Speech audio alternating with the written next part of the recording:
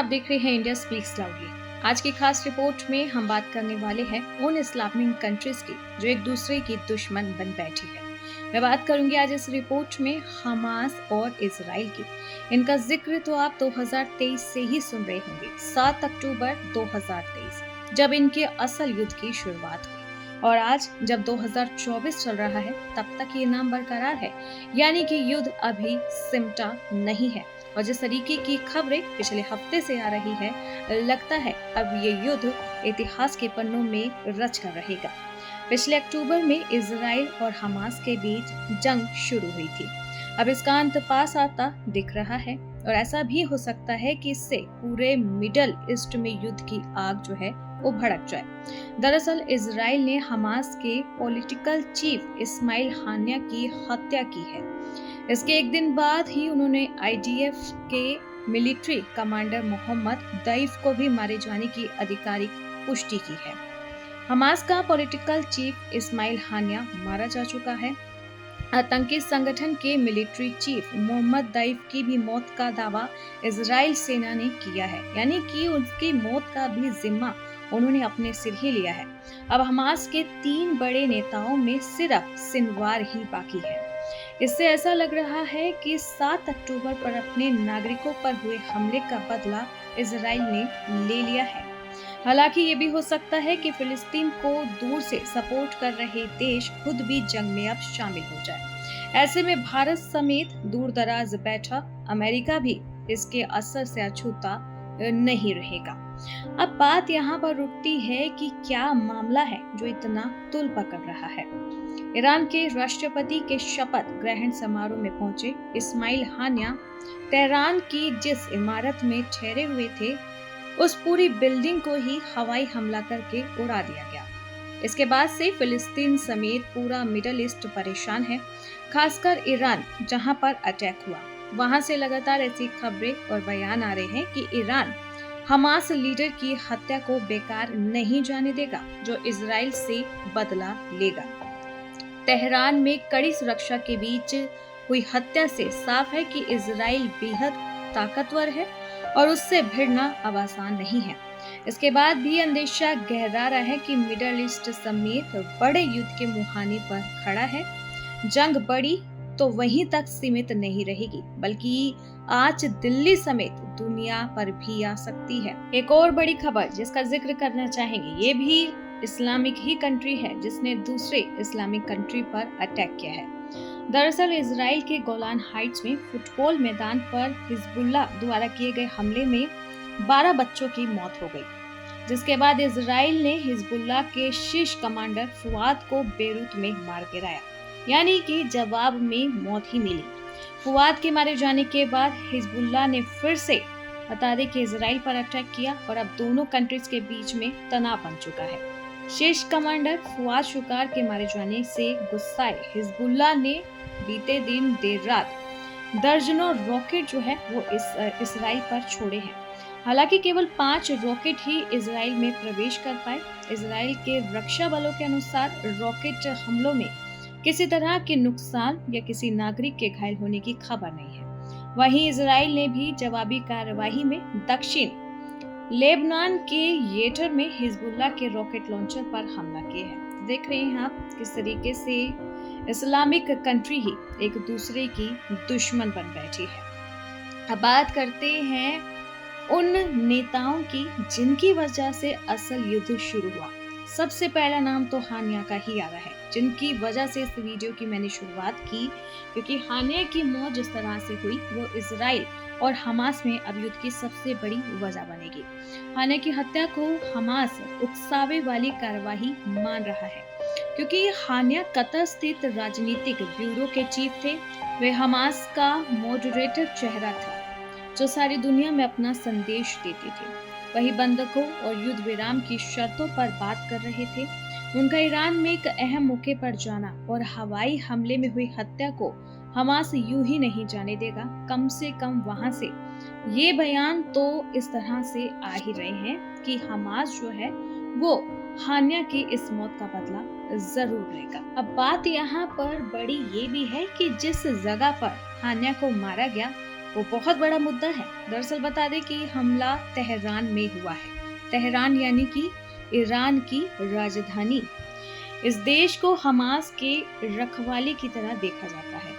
ऐसे में हानिया को वही मारा जाना एक संदेश भी दे रहा है कि हमास नाम की आइडियोलॉजी अब ईरानी छाव तले भी सुरक्षित नहीं है। इसी साल अप्रैल में ईरान और इजराइल के बीच ठन भी चुकी थी। अब इस हत्या से लड़ाई का ज्यादा और कह सकते हैं कि एक डेंजरस जो है एक शुरुआत हो चुकी है। अब नए चुने हुए ईरानी राष्ट्रपति पर क्या असर होगा, ये भी सवाल हम आज की वीडियो में कवर करेंगे, क्योंकि आपके मन में भी बड़े सवाल उठ रहे होंगे। तो जवाब देते हैं आज की रिपोर्ट में। हमास के साथ ईरान के भीतर भी खाने की मौत का बदला इजराइल से लेने की मांग उठने लगी है। ईरान में हाल ही में आए राष्ट्रपति मसूद पेजिशकियान पर इससे प्रेशर बनेगा। पेजिशकियान की इमेज उदारवादी नेता की है। ऐसे में हो सकता है ईरान के भीतर भी उथल पुथल हो जाए। बता दें कि लगातार यूरोप और अमेरिका के साथ ठीक आर्थिक संबंधों की बात करते रहे, लेकिन कट्टरपंथियों के दबाव में आकर अब पेजिशकियान को हो सकता है कि युद्ध का कोई बड़ा फैसला लेना पड़ जाए। लेकिन बता दें इन युद्ध से कहीं ना कहीं जो इजराइल के पीएम हैं, उनकी इमेज जो है वो मजबूत बन रही है, क्योंकि जब पहले हमला हुआ था, हमास ने हमला किया था, तो पीएम की इमेज को सबसे बड़ा डैमेज पहुंचा था कि क्या आपका खतरा इतना ही है, क्या आपका खौफ इतना ही है कि आपके घर में घुस के आप पर वार कर गए। लेकिन अगर अब इजराइल ने ये जो हमले करके अपना बदला लिया है, कहीं ना कहीं इससे पीएम की जो इमेज है वो काफी ज्यादा स्ट्रॉन्ग बन गई है पहले की। इजराइल के पीएम बेंजामिन के लिए एक बहुत बड़ा कह सकते हैं कि लाइफ लाइन साबित होने वाला है। असल में 7 अक्टूबर की घटना और सैकड़ों इजराइल नागरिकों को हमास के बंधक बनाए जाने के बाद से ही बेंजामिन की इमेज जो है वो कमजोर हो रही थी।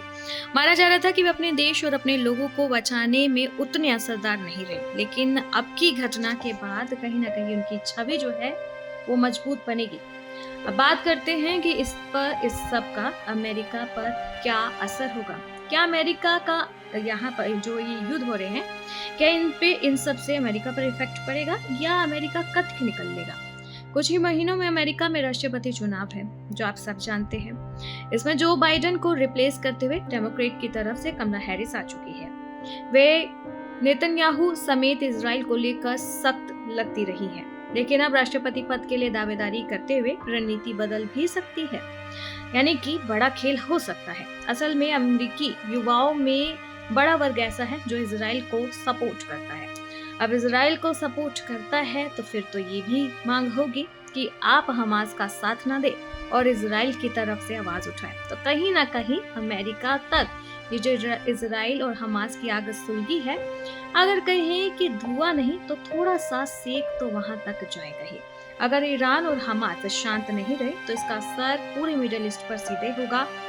इसमें कतर, तुर्की समेत यमन की हुतियों ने भी हत्या पर पहले से आक्रमण बयान दे दिए थे और सब तक ये असर पहुंचने वाला है। अब बात करते हैं कि क्या भारत में असर होगा, क्योंकि हम भारत में रहते हैं, आप दूसरे देश में रहते हैं। आपका भी हमने बताया, अब अपने भी भारत की बात कर ले तो देश ने अभी इस मामले पर कोई रिएक्शन नहीं दिया है, लेकिन अगर युद्ध आगे बढ़ा तो मामला गंभीर हो सकता है। मिडिल ईस्ट में लगभग 90 लाख भारतीय काम के सिलसिले से रह रहे हैं। ऐसे में वहां अगर उथल पुथल होती है तो भारत का अब सीधा इन्वॉल्वमेंट हो जाएगा, क्योंकि अपनों के लिए तो भारत को जाना ही पड़ेगा। इसके अलावा हमारी क्रूड ऑयल सप्लाई के 2/3 हिस्सा इन इलाकों से आता है। हालांकि कुछ समय पहले ही तेल आयात की रणनीति बदल गई थी, लेकिन जिसमें भारत रूस से अब तेल ज्यादा खरीद रहा है। लेकिन कहीं ना कहीं अभी भी बहुत सी चीजें हैं जिनके आयात निर्यात किए जाते हैं। तो युद्ध शुरू होने पर तेल की सप्लाई पर भी असर होगा। यहाँ तक कि भारत व्यापारिक मामले को कूटनीतिक मामले से अलग रख सके, ऐसा तो अब मुश्किल ही दिखेगा। तो देख रहे हैं आप किस तरीके से इस्लामिक कंट्री में ये जो आग सुलगी है युद्ध की, ये मिडिल ईस्ट की कंट्रीज को, इन देशों को अपनी आग में लपेटता जाएगा। जैसे जंगल का एक पौधा जलना शुरू करता है तो पूरे पेड़ को पूरे जंगल को अपनी लपटों में ले लेता है। इसी तरह से इन इस्लामिक कंट्रीज की सुलगाई हुई आग अब मिडिल ईस्ट को तबाह करने के लिए कहीं ना कहीं तैयार है, क्योंकि अब अमेरिका पर भी फोर्स बनाया जाएगा। किस तरीके से ईरान पर होगा इसराइल के पीएम अपनी इमेज को संवारने की कोशिश करेंगे और हमास हानिया का बदला लेगा और कहीं न कहीं इन सारे युद्धों का असर भारत पर भी पड़ेगा। तो आज की रिपोर्ट के जरिए हमने आपको समझाया देश विदेश में सबसे बड़े मुद्दे को लेकर जो इस्लामिक कंट्रीज का है, इसराइल और हमास के बीच छिड़े युद्ध का है। आखिरकार ये युद्ध समाप्त होगा या नहीं, ये तो खबरों के साथ आपको बताते रहेंगे। लेकिन आपका क्या कुछ कहना है इस पूरे मुद्दे पे हमारे कमेंट बॉक्स में जरूर बता के जाना। बाकी ऐसे ही देश और दुनिया की तमाम बड़ी खबरों के लिए आप देखते रहें इंडिया स्पीक्स लाउडली।